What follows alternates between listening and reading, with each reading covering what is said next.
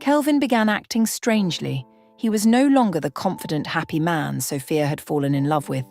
Instead, he spent hours alone, crying and pacing the room. "What's wrong, Kelvin?" Tasha asked one evening when she couldn't take it anymore. "I need more money, Tasha. My business is not growing the way I need it to." "I'm desperate," Kelvin said, his eyes red from crying. "What can I do to help?" she asked, concerned for him. Kelvin wiped his tears and took her hand. "There is something you can do for me. If you agree, I promise to marry you and give you the life you've always dreamed of." "What is it?" Tasha asked, curious but a little uneasy. "I need you to drink my milk during our intimacy." Tasha, a young, beautiful girl, grew up in Warri, Delta State, Nigeria. Her family was poor. Her father, Mr. Onome, worked as a gateman for a local politician, while her mother, Mama Tasha, sold zobo and snacks in front of a local primary and secondary school. Tasha had two siblings, Aoife, her younger brother, and Ejiro, her little sister. The three of them helped their mother sell snacks after school every day. From a young age, Tasha admired the flashy lifestyle of the women who came to her neighborhood salon. These women wore expensive clothes, carried designer bags, and had polished nails and well-made hair. Tasha dreamed of being like them one day. She wanted fame, wealth, and a life of luxury. Her desire for a better life became so intense that she decided school wasn't for her. She dropped out at the age of 12 in JSS 3, crying as she explained her decision to her parents. "School doesn't help, Papa," Tasha said, tears streaming down her face. "Look at Uncle Emeka and Uncle Francis. They went to school and now they're in the village fighting over Grandpa's land. I don't want that life." Her father, Mr. Onome, tried to reason with her. "Tasha, education is important. It's the foundation for a better future." But Tasha had already made up her mind. "Papa, I want to make money. I want to change our lives. Please, let me learn a skill instead." After many discussions and Mama Tasha's persuasion, her father reluctantly agreed and enrolled her at a salon to learn hair braiding. The salon, run by Madame Bose, was a bustling place where Tasha spent her days learning how to plait hair and run errands for the customers. However, as the weeks went by, Tasha grew tired of the hard work. She constantly complained about Madame Bose, who sent her on endless errands. Tasha had believed that working in the salon would immediately make her rich, but reality hit her hard. The money wasn't coming as fast as she had hoped, and she began to long for an easier way to achieve her dreams. One evening, after a long and exhausting day at the salon, Tasha was walking home. Her thoughts were scattered, and she was deep in frustration about her slow progress in life. Suddenly, a car sped around the corner and nearly hit her. She stumbled back in shock. The car came to a screeching halt and a young man stepped out. He was tall, dark-skinned, and very handsome, with bright white teeth and piercing eyes. His name was Kelvin. "I'm so sorry," he said, his voice filled with concern. "I didn't see you. Are you okay?" Tasha, still stunned, couldn't bring herself to shout or scold him. Kelvin's charm and politeness caught her off guard. He offered her a ride home.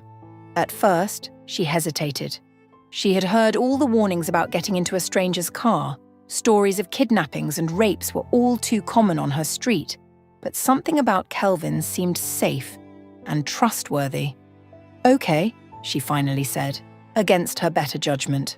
As they drove, Kelvin tried to strike up a conversation. "What's your name?" he asked. "Tasha," she replied simply, keeping her answers short. She wasn't the type to open up to strangers so quickly. "Nice to meet you, Tasha. I'm Kelvin," he said, flashing her a warm smile. When they arrived at her Face Me, I Face You compound, Kelvin stopped the car and handed her his business card. "Call me sometime," he said. Tasha took the card, glanced at it, and nodded. Tasha carefully looked around as she stepped out of Kelvin's car, making sure none of her nosy neighbors saw her. She knew how quickly word spread in their Face Me, I Face You compound, and the last thing she wanted was gossip flying around about her riding in a luxury car. The next day at work, Kelvin called her. She felt butterflies as she answered, trying to keep her excitement in check. "Hey, Tasha," Kelvin's smooth voice came through the line. "How about we hang out after work today?" After some hesitation, she agreed. That evening he picked her up and took her to a fancy restaurant, the kind she had only seen in movies. The soft lighting, the expensive wine glasses, and the well-dressed crowd made her feel like royalty. Kelvin treated her like a queen, ordering the finest dishes and making her feel special. By the end of the evening, she was glowing with happiness. Kelvin's generosity didn't stop there. Over the next few days, he showered her with cash and gifts. The money he gave her was 3 times her monthly salary at Madame Bose's salon. Fed up with the hard work and endless errands, Tasha angrily resigned from her job. She had found what she believed was a better path to success. Her family quickly noticed the changes. Tasha began wearing new clothes and buying treats like pizza for her siblings, Ife and Ejiro. Her father, Mr. Onome, wasn't as thrilled. One evening, he called her aside. "Tasha," he said firmly, "I see you're enjoying life, but you need to slow down. This path you're on, it doesn't feel right." Tasha rolled her eyes. "Papa, why can't you be happy for me? Kelvin is a good man. He's finally helping me escape this poverty." Her mother, Mama Tasha, was less critical. "Let her be, Onome. Kelvin has been good to us. Look, he even brought pizza for the children," she said, siding with her daughter. Kelvin's charm extended to Tasha's family. He visited often, bringing bags of rice, cartons of noodles, and even new kitchen appliances for Mama Tasha. For Mr. Onome, Kelvin bought a brand new keke napep worth 500,000 naira. But instead of being grateful, Mr. Onome refused the gift. "I don't need his money," he said stubbornly. "A man should work for what he eats."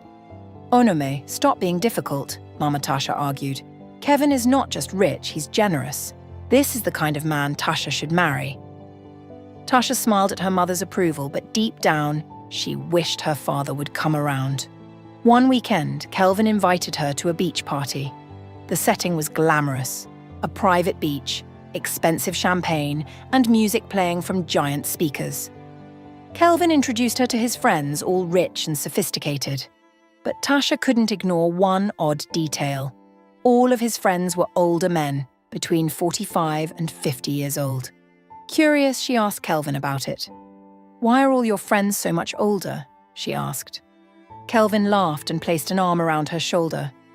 "Business doesn't favor young boys, my dear. It takes maturity to handle the kind of money we deal with." Although his explanations seemed reasonable, something about the party felt off.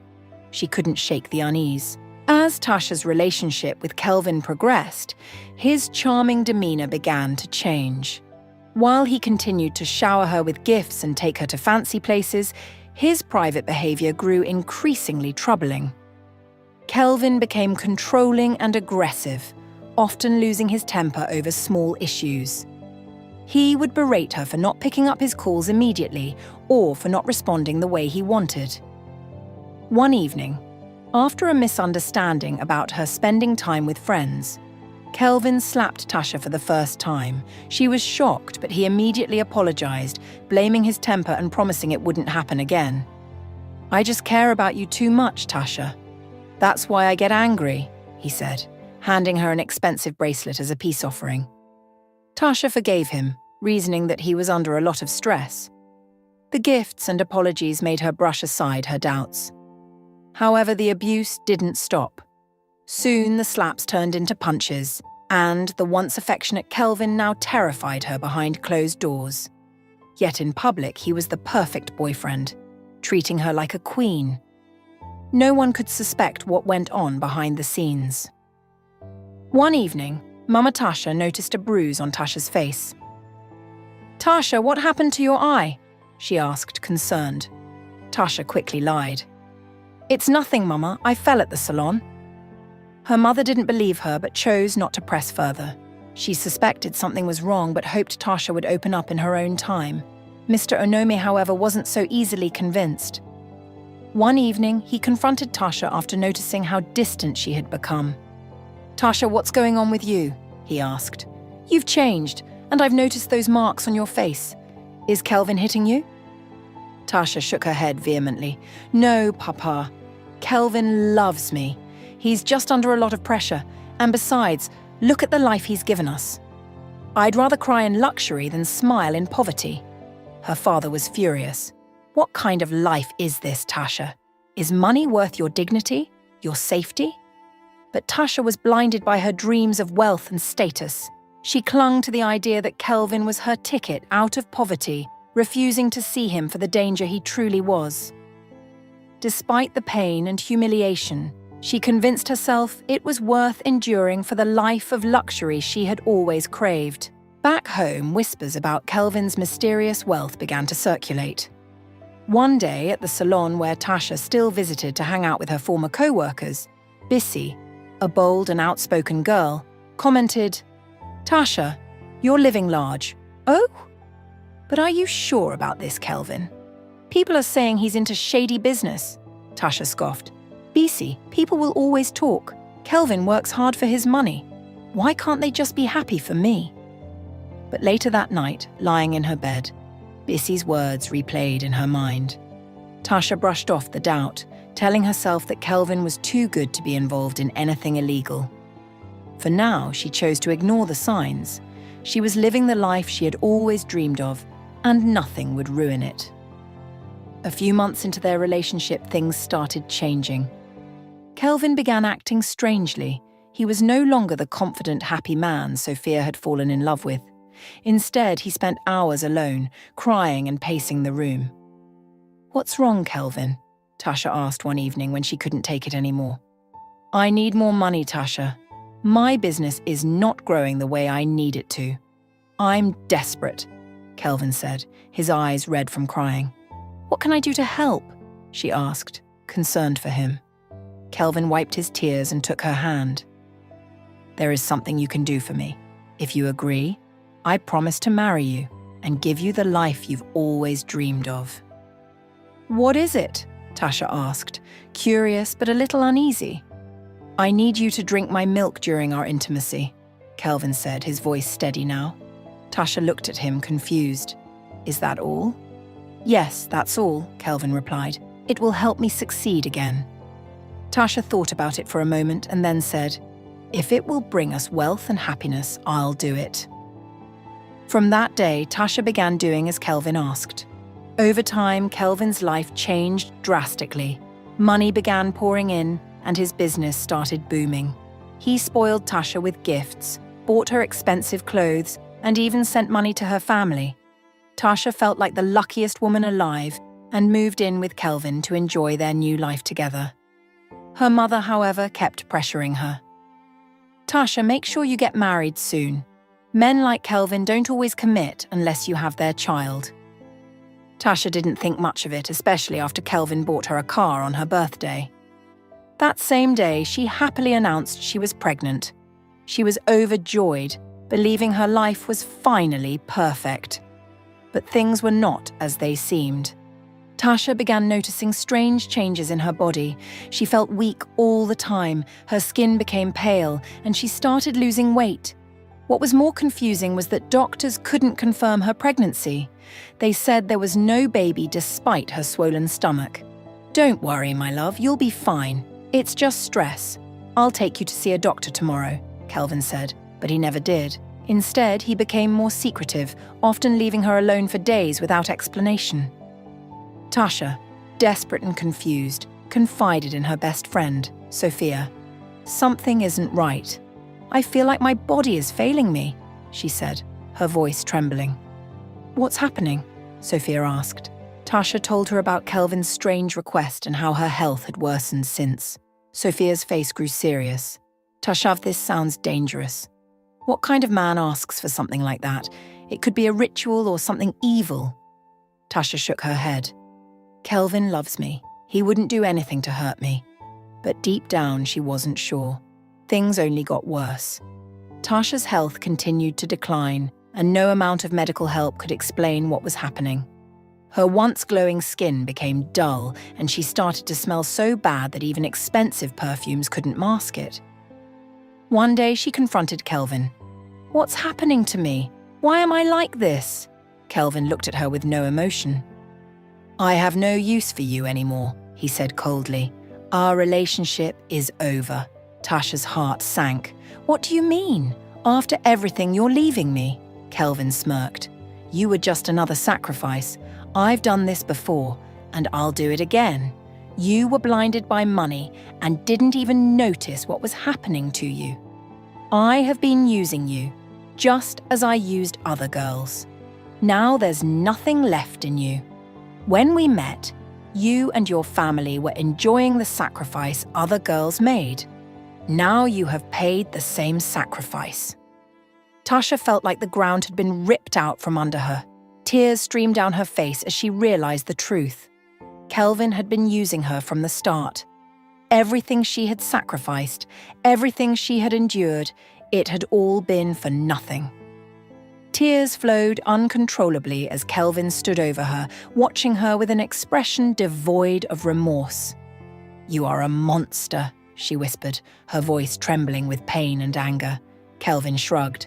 "Call me whatever you like. I did what I had to do to stay on top, and trust me, Tasha, you are not the first, and you won't be the last." Tasha's mind raced with disbelief and terror. She remembered all the signs she had ignored, her unexpected illness, and the constant whispers in her dreams. The truth had been staring her in the face all along, and she had been blinded by greed to see it. She returned to her father's house broken and ashamed. Her mother scolded her for trusting Kelvin, and her father, Mr. Onome, simply shook his head. "I warned you," he said quietly. "Now you've learned the hard way." Her father, Mr. Onome, said nothing, staring as mother and daughter fought. He had warned her but knew this day would come. Tasha's life spiraled downward after Kelvin's betrayal. Her health deteriorated further, and the stench from her body became unbearable. Her mother, Mama Tasha, couldn't take it anymore. She decided to take Tasha to a renowned traditional healer in a nearby village. The healer, an elderly woman known as Iya Agba, had a reputation for solving strange and unexplainable ailments. When they arrived, Iya Agba looked at Tasha, her face grim. "This is not an ordinary illness," she said. "Your pregnancy is no longer natural. It is rotten, a product of dark rituals. If we don't act fast, it will consume her completely." Tasha burst into tears, realizing the gravity of her situation. Her mother begged Iya Agba for help. "Please, Mama, do whatever you can. We'll pay whatever it takes." Iya Agba nodded solemnly. "The process will be long and costly. You must prepare yourselves."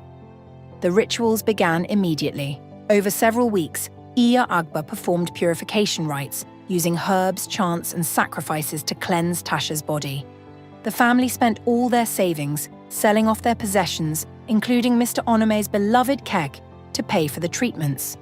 Despite their efforts, the damage to Tasha's womb was irreversible.